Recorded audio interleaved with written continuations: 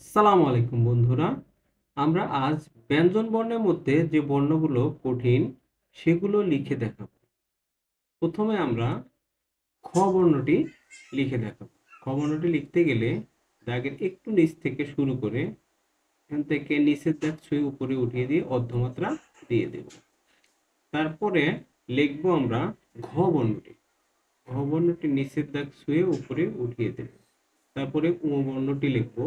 দাগের এখান থেকে নিয়ে উপরে পেঁচিয়ে পেঁচিয়ে নিচে একটু বাঁকা করে নিচের দাগ ছুঁয়ে উপরে উঠিয়ে দেব।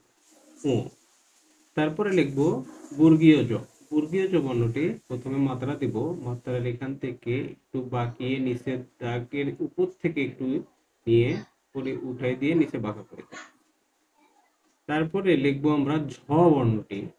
ঝ বর্ণটি মাত্রার শেষ থেকে নিচের দাগ ছুঁয়ে উপরে উঠাই দিয়ে আবার উপরে উঠাই দিয়ে অর্ধমাত্রা দিয়ে দেব।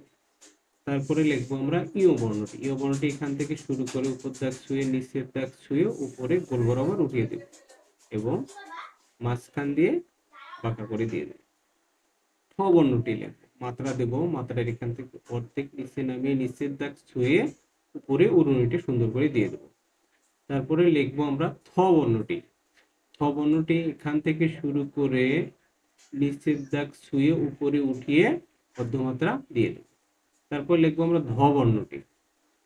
ধ বর্ণটি লিখতে গেলে এখান থেকে শুরু করে নিচের দাগ ছুঁয়ে উপরে উঠিয়ে অর্ধমাত্রা দিয়ে দেব এবং বাঁকিয়ে দিয়ে দেব। এবার লিখবো আমরা প বর্ণটি। প বর্ণটি এখান থেকে শুরু করে উপর দাগ ছুঁয়ে নিচে সোজা করে দাগ দিয়ে দেব, অর্ধমাত্রা দিয়ে দেব। তারপরে লিখবো আমরা ফ বর্ণটি। ফ বর্ণটি দাগ দেব, তারপরে নিচের দাগ ছুঁয়ে উপরে একটু উঠিয়ে বাঁকা করে দেব। তারপরে লিখবো আমরা ম বর্ণটি। ম বর্ণটি মাত্রা দেব। মাত্রার এখান থেকে একের মতো করে নিচের দাগ ছুঁয়ে উপরে উঠিয়ে দেব। তারপর লিখবো আমরা ল বর্ণটি। প্রথমে মাত্রা দেব।